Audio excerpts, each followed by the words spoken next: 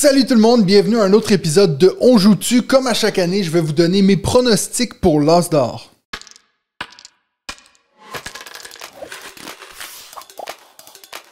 Et voilà, je me suis mis toute propre pour l'occasion parce que bien sûr, quand on parle de l'As d'or, on parle de Cannes, Festival de Cannes, je me suis mis beau. Attendez-vous pas à me voir comme ça quand je serai à Cannes. Hein. Donc l'année dernière, quand j'avais fait cette vidéo-là, ce que j'avais fait, c'était un genre de tier list où j'avais mis celui que je pense qui a le plus de chances de gagner, puis je les avais fait descendre comme ça dans l'ordre, le but étant de faire le plus de points possible et tout. J'ai été tellement nul à l'exercice que j'ai décidé de faire autrement cette année.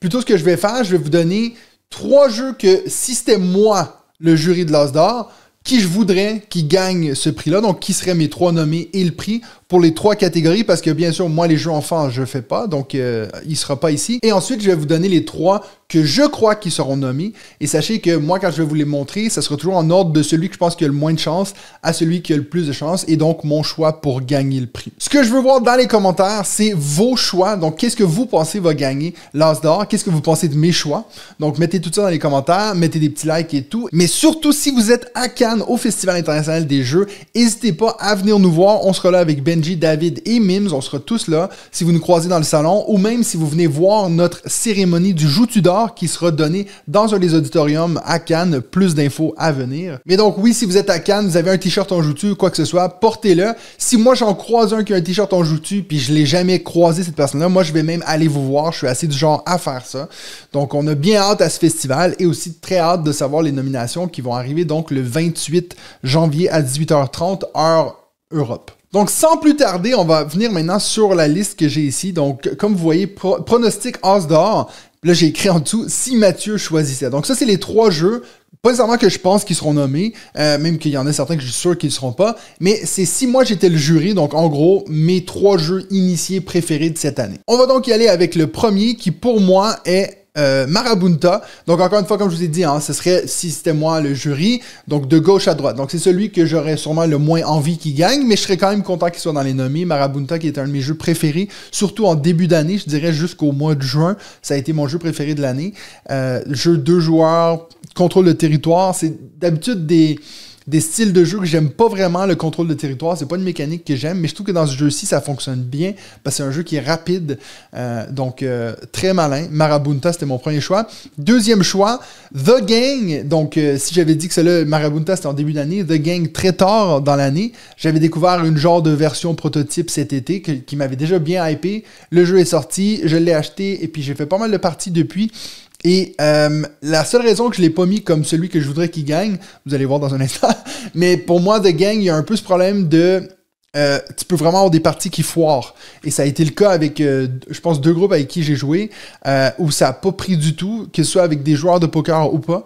Mais par contre, quand on a des bonnes parties de The Gang, c'est parmi mes meilleures expériences de 2024. Donc vraiment, il y a certaines des parties de The Gang où on était mort de rire. Donc il est là. Et puis bien sûr, vous me connaissez, vous savez déjà lequel que j'ai mis sûrement en première place. Si c'était moi qui choisissais, ben c'est clair que je mettrais Naishi parce que c'est mon jeu. Mais... comment dire, j'ai de la peine à dire ça en étant objectif, mais pour moi, c'est mon jeu préféré de cette année parce que c'est celui que j'ai le plus joué, mais j'ai au-dessus de 600 parties de fait. Puis croyez-moi, c'est pas juste parce que c'est moi qui l'ai fait. C'est sûr que ça doit aider un peu, mais il y a plein de mes jeux, mes prototypes que j'aurais pas envie de jouer 600 fois. Je trouve que Naishi est rapide, il y a un petit côté malin de plus tu joues contre des gens qui sont forts. Maintenant, quand je joue sur BGA avec les gens qui ont un Elo très fort, je sais presque d'avance ce qu'il va faire. Donc, il y a plein de petits moves stratégiques dans un jeu qui dure 15 minutes. Moi, c'est sûr que je le mettrais dans mes nommés si je devais choisir. Voilà, vous n'êtes pas très surpris si vous me connaissez. On passe maintenant donc à ce que je crois sera sur cette liste. L'initié à la catégorie était dur cette année parce que je trouve qu'il y a plein de jeux cette année qui sont sortis que vraiment ils jouent sur la ligne du famille initiée.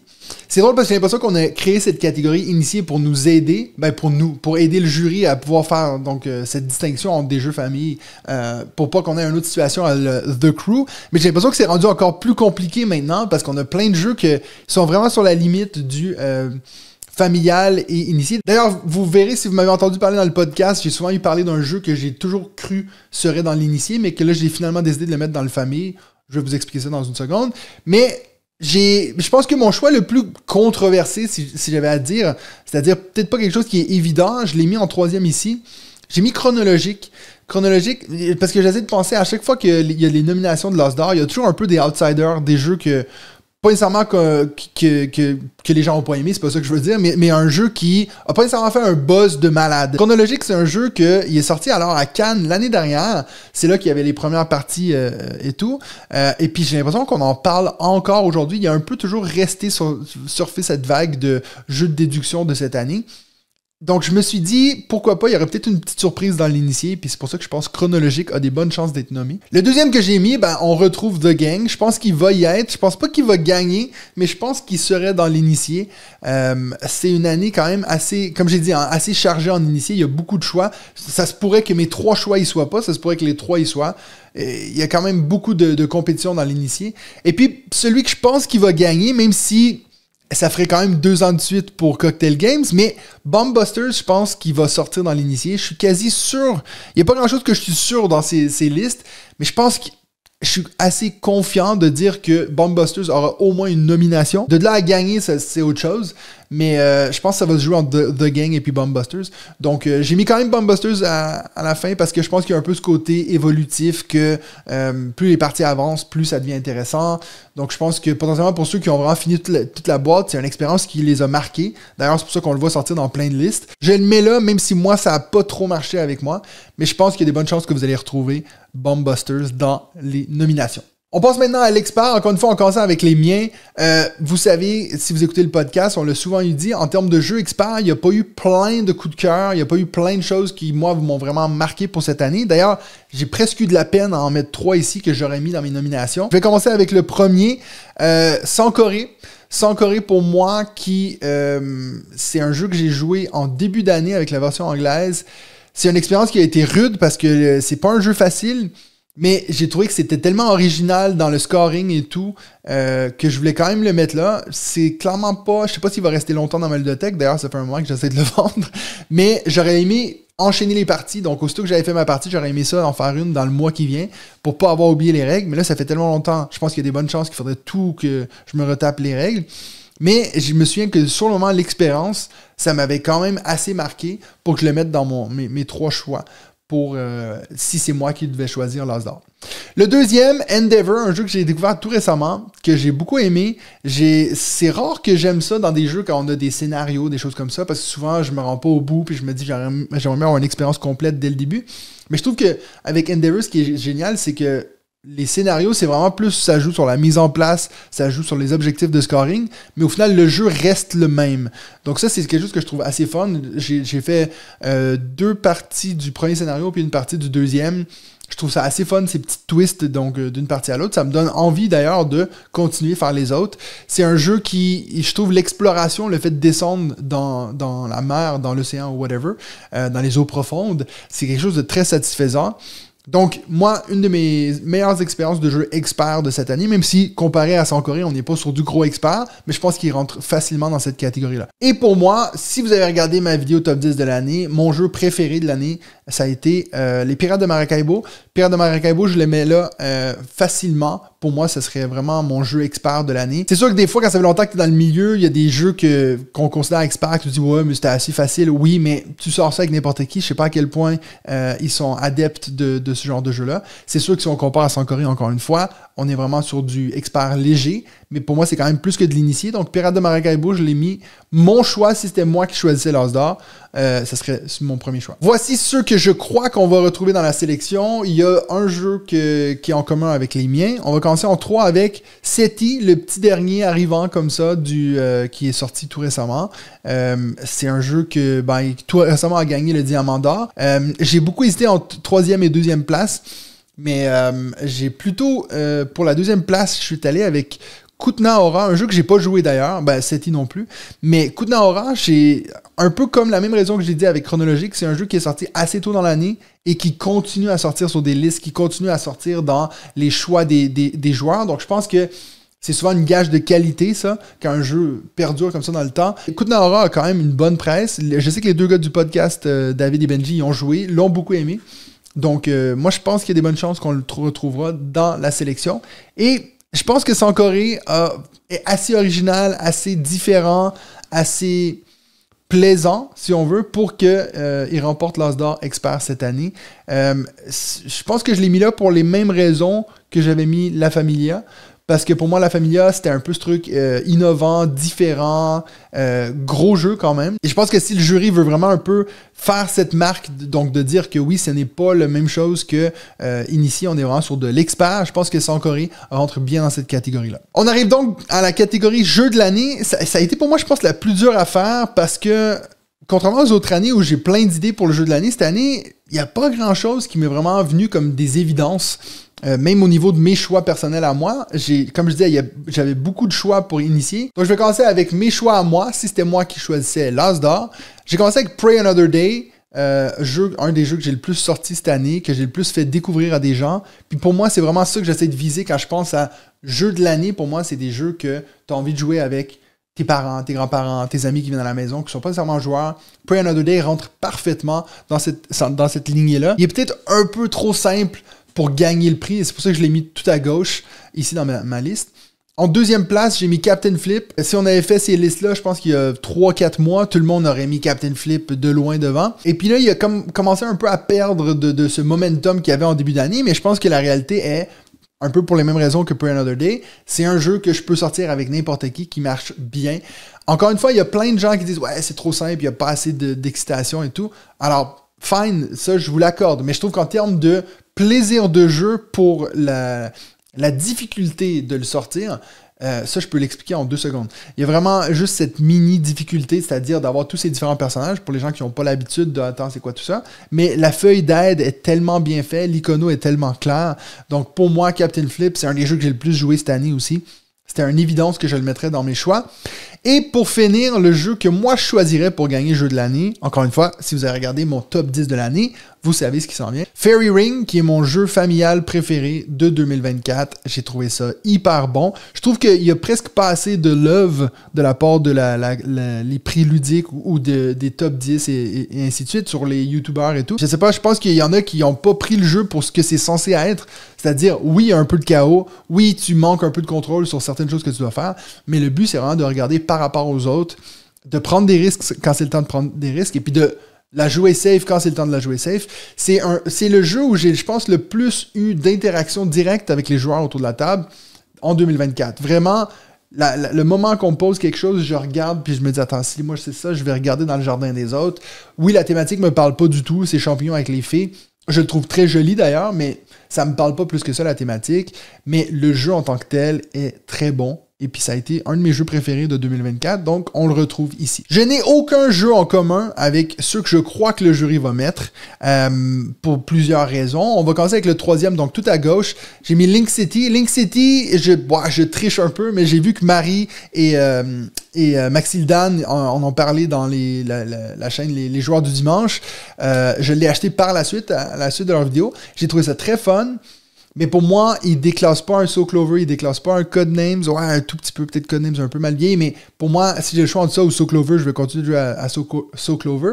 Mais ce côté ville, donc de faire des liens avec des bâtiments ou des institutions et tout, quand je l'ai fait jouer à des élèves, justement, ça a été assez drôle de voir les liens qu'eux, ils créaient, mais c'était plus par rapport à qu'est-ce que tu aurais dans une ville. C'est-à-dire, c'était pas seulement de trouver un lien entre la pharmacie et puis le skatepark, mais c'était de dire, mais si nous, on veut avoir un peu la vieille ville dans le coin touristique, c'est ça qu'on va y mettre, puis ici, ça va plus être industriel. Donc, je pense qu'il y a un peu un jeu dans le jeu que je pense qu'il va peut-être être récompensé par le jury de l'As d'or. Je pense pas qu'il va gagner, mais je le vois bien être nommé pour le jeu de l'année.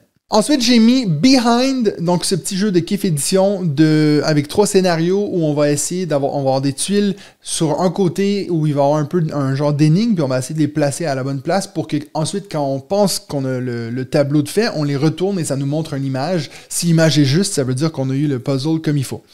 Il y a dans cette première boîte, bien sûr, je suis sûr qu'ils vont en faire d'autres. Dans cette première boîte, on a 3 illustrateurs différents pour les 3 scénarios. Je l'ai mis là parce que c'est quand même assez original dans un milieu où j'ai l'impression que tout ce qui est un peu jeu narratif à scénario et tout, il y en a de plus en plus. Ils sont pas toujours, en tout cas selon moi, ils sont pas toujours hyper réussis. Mais je trouve que celui-ci a quand même cette originalité, donc avec les tuiles et tout. Puis il y a un peu un côté où c'est genre, si tu te trompes, c'est pas grave. T'as pas nécessairement un score. C'est vraiment, si tu te trompes, ah ben là ça veut dire que t'es pas à la bonne place. Ce qui pour certaines personnes est peut-être frustrant, mais pour moi, j'ai trouvé ça assez fun. Je pensais pas du tout aimer Behind. D'ailleurs, j'ai pas aimé tous les scénarios, mais surtout, par exemple, genre le deuxième scénario, je l'ai fait sans trop d'aide. Je les ai tous faits tout seul. Mais j'ai trouvé ça hyper fun. Donc, je pense que c'est le genre de jeu qui sera récompensé par le jury de Lost Ark. Et donc, pour le jeu que je crois qu'il va gagner le jeu de l'année, ben c'est un jeu que j'ai longtemps hésité à dire non, mais ça c'est clairement initié et tout. Mais je pense qu'il y a moyen de le mettre en famille. Et donc, je vais mettre Harmonies ici pour mon dernier choix, donc pour le jeu de l'année. Autant que le jeu est simple dans son exécution, je pense que, où moi je trouve qu'il est quand même initié, c'est ce côté un peu 3D, ce côté scoring où c'est quand même pas facile de savoir, attends, est-ce que j'ai 6, ça me fait 5 fois. Tu donnes ça à des enfants, je sais pas à quel point ils arrivent à le faire. Mais récemment, quand j'ai dit cet argument-là, il y a quelqu'un qui m'a dit oui, mais bon, Acropolis a gagné le jeu de l'année. Je me souviens plus si à cette époque-là, il y avait la catégorie initiée ou pas. Peut-être que non. Mais je me dis, c'est vrai que pour moi, c'est les mêmes difficultés qu'on rencontrerait dans Acropolis. Donc, Harmonies y serait. En même temps, moi, je serais un peu déçu. Pas que j'aime pas Harmonies, c'est un bon jeu. Les illustrations sont incroyables et tout. Mais je serais quand même un peu déçu parce que pour moi, Harmonies gagnerait pour un peu les mêmes raisons qu'Acropolis. J'ai l'impression qu'Acropolis, ok, c'est bon, le jeu de tuiles avec scoring différent selon le type et tout. On l'a déjà vu gagner un prix. Donc, Harmonies, je serais peut-être un peu déçu pour ces raisons-là, mais en même temps, je serais content pour l'équipe et je serais content pour tout le monde qui a travaillé parce que c'est un bon jeu. C'est juste que c'est pas très original de donner un jeu de placement de tuiles comme ceci, selon moi. Et avant de finir la vidéo, je voulais juste qu'on regarde 5 prix que je voulais donner qui n'ont pas vraiment de place ailleurs, c'est-à-dire dans le podcast ou dans les vidéos. Je ne vais pas faire une vidéo entière pour ça. Mais je voulais qu'on fasse ce que j'ai appelé les prix citron. Je sais pas si vous aviez ça, puis je sais pas si c'est un terme qui est connu, mais moi, quand j'allais à l'école, quand j'étais jeune, il y avait eu ces prix citron-là. À chaque année, on redonnait des prix, pour exemple, l'élève le plus drôle, l'élève le plus souvent en retard, des choses comme ça. C'était vraiment des trucs banals, mais qui étaient votés par les élèves. Et nous, ça nous faisait rire. Je sais pas si ça serait encore très OK de faire ça aujourd'hui, en 2025. Et je vais le faire pour des jeux de société, c'est-à-dire des prix comme ça que j'avais envie de donner. Le premier, c'est le prix Aphrodite, donc pour le plus beau jeu, hein, donc déesse de la beauté. J'ai mis ici, vous aurez pu penser peut-être Harmony. Harmony est très beau, je le trouve magnifique, mais le plus beau jeu que j'ai joué cette année, où vraiment ça m'a donné une claque, c'était Unconscious Mind. Vous l'avez pas revu dans d'autres listes chez moi parce que c'est un jeu qui m'a assez déçu au niveau du gameplay. Je l'ai trouvé presque trop compliqué pour ce que c'était. J'aurais très bien vu un jeu initié avec ce look-là et de ce thème-là, mais j'ai trouvé qu'on a rajouté des couches pour peut-être rien. Mais après, rien à dire sur les illustrations, sur le fait de prendre 2 illustrateurs pour illustrer 2 aspects différents du jeu. C'est quelque chose que j'adore, que j'aimerais voir plus souvent dans les jeux parce que je trouve ça magnifique. Ça, c'était mon premier prix. Le deuxième prix, c'est le prix apéro! Donc, c'est justement le jeu que tu vas sortir en apéro avec 20 collègues. T'as pas trop envie d'expliquer des règles. Il y en a que un qui m'est venu en tête cette année, c'est Là, t'abuses. Benji a souvent fait la blague que c'est même pas un jeu. Mais justement, c'est pour ça que je le mets là, parce que vraiment, je peux t'expliquer la règle en 2 secondes. Je vais te poser une question, tu vas dire un chiffre, l'autre, il va soit dire que c'est trop haut ou continuer dans ce sens-là, puis on continue. That's it. C'est très simple, c'est même trop simple, je l'accorde. C'est pour ça que c'est pas non plus mon jeu préféré de l'année, mais je trouve que c'est le meilleur jeu à avoir justement en soirée, quand vous avez un peu picolé puis vous avez juste envie de poser des questions qui vont faire rire les autres. C'est un jeu qui marche très bien et c'est d'ailleurs un jeu qu'on me demande souvent de ressortir lorsque je fais un apéro à la maison. Donc le prix apéro, c'est pour Là t'abuses. Prochain prix, j'ai appelé ça le prix de l'ascenseur. Ça veut dire que c'est un jeu que pendant longtemps j'étais méga hypé puis que là maintenant j'ai presque oublié son existence. Donc j'ai vraiment eu l'ascenseur émotionnel avec ce jeu-là. C'est le jeu 2 pommes 3 pains. Quand il est sorti à Cannes l'année dernière, je pense qu'il y a un truc avec le moment où j'étais, le lieu que j'ai joué à la partie, les premières 2-3 parties qu'on a fait où ça nous a trop fait rire. Moi, je me disais vraiment ça va être dans mes jeux préférés de l'année. Et puis après, je l'ai ressorti avec plusieurs groupes qui un peu comme Benji dit avec l'Otabus, qui trouvait que c'était pas vraiment un jeu, que c'était vraiment juste comme « Ah ouais, toi, t'es pas bon, on passe à autre chose. » Il manquait un peu quelque chose qui me permettait de le sortir plus souvent. Et puis c'est vrai que je trouve qu'il y a un peu ce problème de si t'es bon à ce jeu-là, c'est pas drôle. C'est juste drôle si t'es nul. Donc ça te fait vite autour de la table une ambiance un peu. Il faut que tout le monde soit au même niveau, sinon il y a un décalage. J'ai hâte de voir s'il va rester longtemps dans ma ludothèque parce que, ben, comme je dis, j'adore le présenter à quelqu'un. Je trouve que l'idée est géniale. Mais de là à y jouer, c'est quand même 2 combats pour moi. C'est pas que du positif, hein, parce que maintenant on a le prix en ouais. Tu sais, quand quelqu'un t'approche puis te dit hey, t'as joué à ce jeu-là, c'est trop bien, puis moi je fais ah ouais. Donc ça, c'est vraiment le jeu que je suis passé à côté, mais complètement. Il y en a eu plusieurs cette année, mais celui vraiment que ça m'a marqué, c'est le jeu Courtisan. Donc de Ketchup Games. C'est un jeu qui est magnifique, hein, il aurait pu facilement se retrouver dans l'autre prix Aphrodite. Le matériel est super beau avec ce petit tapis. Il n'y a rien à dire au niveau de l'édition, mais au niveau du jeu, je le trouve vraiment pas foufou. Je trouve que c'est beaucoup trop chaotique pour ce qui se veut. Je trouve qu'il manque justement un peu de cette simplicité pour être un jeu ambiance, un peu ce que je crois qu'ils ont essayé de faire. Mais là, c'est comme vraiment entre 2 chaises. J'ai vraiment pas eu de plaisir à jouer à Courtisan cette année. Et c'est vrai qu'après la sortie de Faraway, on s'attendait à avoir un gros coup de cœur de la part de Ketchup Games. Et puis là, c'est vraiment tombé à plat pour moi. Donc ça, c'est mon prix A1 pour cette année. Et pour le dernier prix, ben, je vais devoir déplacer ma petite tête ici parce que ça va cacher le titre. Mais préparez-vous parce que vous n'êtes pas prêts. Oui, le prix Broom Service! Vous pensiez que vous alliez faire une vidéo complète sans que je parle de Broom Service? Non! Alors, qu'est-ce que je veux dire par le prix Broom Service? Ben, c'est le jeu que je pense qui est un peu passé sous les radars, que certaines personnes, peut-être parce qu'il n'y a pas eu des très bonnes critiques, alors que Broom Service en a eu des très bonnes, mais ce que je veux dire par là, c'est que c'est un jeu que je sens que pour les années à venir, je vais un peu essayer de pousser le jeu pour dire aux gens, mais essaye ça, je sais que ça vend pas du rêve, mais essayez-le. Et puis, ben, pour ce prix-là, il y en a qu'un qui m'est venu en tête cette année, c'est le jeu Noon Attack. Un jeu qu'on a reçu de Yellow, que j'ai vu la boîte, même il nous l'avait présenté à Vichy, Marion nous l'avait présenté à Vichy, puis j'avais regardé ça, puis j'avais dit ouais, beaucoup de plastique, je sais pas, ça avait l'air d'être pas du tout mon genre, presque trop abstrait. Puis en fait, quand je l'ai reçu, on a fait 3-4 parties avec Aurel. Donc moi, j'ai joué en mode 2 joueurs qui rajoute un genre de faux 3e joueur, ce que je déteste d'habitude. Dans ce jeu-ci, je trouve que ça marche très bien parce qu'en fait, le 3e joueur est contrôlé par les 2 joueurs. Donc il y a un peu ce tiraillage comme ça entre les 2 joueurs. Je trouve que c'est un jeu qui est très malin. Et puis je trouve que c'est un jeu que...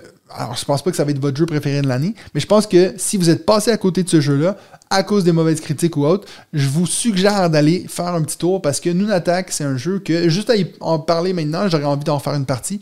Donc, très fun jeu. Essayez-le à 2 joueurs. Je pense qu'il y a quelque chose qui pourrait vous plaire dans ce jeu-là. C'est tout pour cette vidéo. Merci de me mettre en commentaire quel jeu vous pensez qu'ils vont gagner l'As d'or dans les différentes catégories. Et si vous aussi voulez répondre à mes petits prix citrons, faites-le dans les commentaires, ça va être assez drôle de voir vos réponses là-dessus. Et sinon, nous, on se revoit la prochaine fois pour un autre épisode de